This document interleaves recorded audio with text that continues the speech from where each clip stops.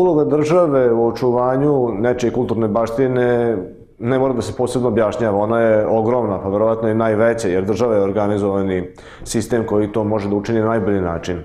Zbog toga direktor muzeja u Prištini, nažalost izmešten u Kosovsku Mitrovicu, gospodin Jokić, ima jedno izlaganje u ovom zborniku koje se tiče državne politike Srbije i prethodne države Socijalističke federativne republike Jugoslavije, sve od 1966. godine pa do današnjih dana 2013. Dakle, nekoliko režima, ali uslovno rečeno ista politika. Pa, gospodine Jokiću, molim vas da se obratite skupu. Dozvolite mi da izrazim posebno zadovoljstvo da se danas lično nalazim u Novom Sadu, u gradu sa kojim sarađujem već punih 15 godina, odnosno sa stručnjacima iz Novog Sada. To se pre svega odnosi na Pokrajinski zavod za zaštitu spomenika i Gradski zavod za zaštitu spomenika. I zahvaljujući stručnjacima iz Novog Sada, mi smo još 2001. godine uradili prvi međunarodni projekat Urgentna zaštita spomeničkog nasleđa u Metohiji. Objavili smo publikaciju o tom radu i ta publikacija je dobila nagradu Evropske unije. Lično iz ruku španske kraljice na Španskom dvoru dobili smo priznanje, odnosno medalju za projekat koji smo 2001. godine uradili, kad skoro nije bilo moguće kročiti na prostor Kosova i Metohije. To sam hteo da istaknem jer Novi Sad to zaslužuje i stručnjaci koji predstavljaju Novi Sad svu zahvalnost zaslužuju sa naše strane, pogotovo nas koji smo sa Kosova i Metohije. Zahvalio bi se i Kancelariji za Kosovo i Metohiju. Ovaj naučni skup je prvi naučni skup posvećen zaštiti srpskog kulturnog nasleđa na Kosovu i Metohiji. Punih 15 godina stručnjaci okupljeni oko Centra za očuvanje nasleđa Kosova i Metohije i muzeja u Prištini punih 15 godina insistiraju da se ne samo naučni skup organizuje, nego da se edukuju svi potrebni mlađi kadrovi za nastavak zaštite srpskog kulturnog nasleđa na Kosovu i Metohiji, koje je kolosalno. Kad kažem kolosalno, to znači da ga je teško štititi, da je potreban veliki broj stručnjaka i znalaca koji bi trebali da se uključe u zaštitu srpskog kulturnog nasleđa na Kosovu i Metohiji. Zato je i zahvalnost sa naše strane Kancelariji za Kosovo i Metohiju, koja je osetila potrebu da se organizuje jedan ovakav naučni skup. I mi to pozdravljamo. Ja sam imao rad, to ćete vidjeti u ovom zborniku, Državna i kulturna politika Srbije na Kosovu i Metohiji, 66. 2013. godina. Zašto sam uzeo 66. godinu? Pa to je jedan granični kamen, to je Brionski plenum i Postbrionski plenum sve do današnjih dana.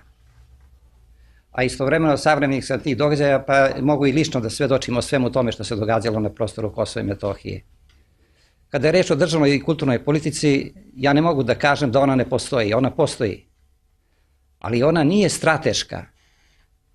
Ne postoji strateški pristup zaštite nacionalnih i kulturnih vrednosti srpskog naroda na Kosovu i Metohiji. Znači, to je nešto što nam nedostaje i u što mora da se uključi nauka i sve naučne institucije u definiciji ili definisanju nove strategije i novog pristupa u zaštiti vlastitog kulturnog nasleđa na Kosovu i Metohiji.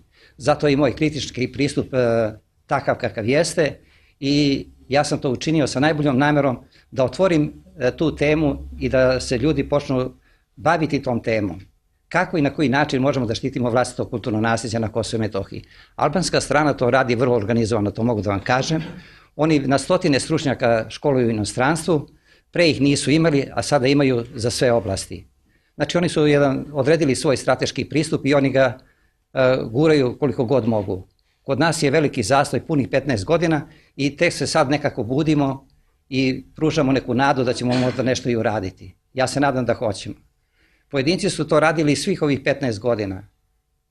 Nećete mi zameriti ako kažem da sam čak i učestvovao kao ekspert za kulturno nasleđe na Haškom procesu i da sam otkrio sve falsifikate albanske strane kad je u pitanju uništenje albanske kulturne baštine na Kosovu i Metohiji. To je strašno.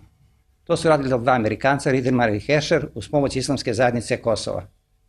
Žao mi je da taj rad nije publikovan, on sadrži nekih 50-60 strana, pa se nadam da to gospoda iz Prometeja čuju, pa se možda može dogoditi i to da i Prometej objavi tu publikaciju. Bilo bi to stvarno za pohvalu, mi ćemo dati tekst i u engleski prevod i tako. To je vrlo značajno da vidimo kako se polazi, koja su polazišta i polazne osnove u primjenovanju srpske kulturne baštine.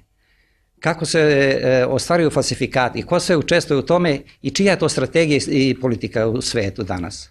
To je vrlo značajno da znamo, jer kad znamo, onda nam je lakše i da sami delujemo u kontrasmeru u to.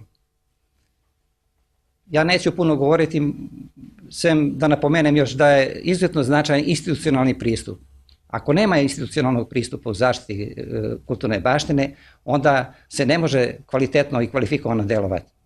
Prema tome, mi moramo da se pobrinemo za održavanje institucije, odnosno reorganizaciju i revitalizaciju ustanova kulture na Kosovu i Metohiji, kako bi mogli da pratimo sve ono što je potrebno.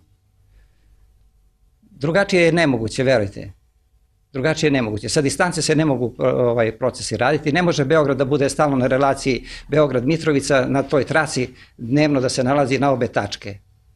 Nego mora postojati institucija koja će bude krovna institucija i koja će da deluje na celom prostoru Kosova i Metohije na integrativnom principu.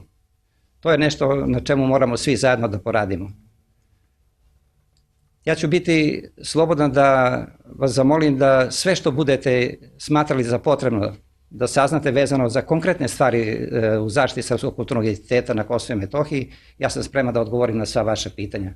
Kad kažem srpski kulturni identitet, onda se to odnosi na sve vidove kulturnog stvaralaštva srpskog naroda na Kosovu i Metohiji. Prema tome ja uvek rado u taj termin upotrebljavam. Ne crkvena baština, kulturna baština, nematerijalna kulturna, nego srpski kulturni identitet.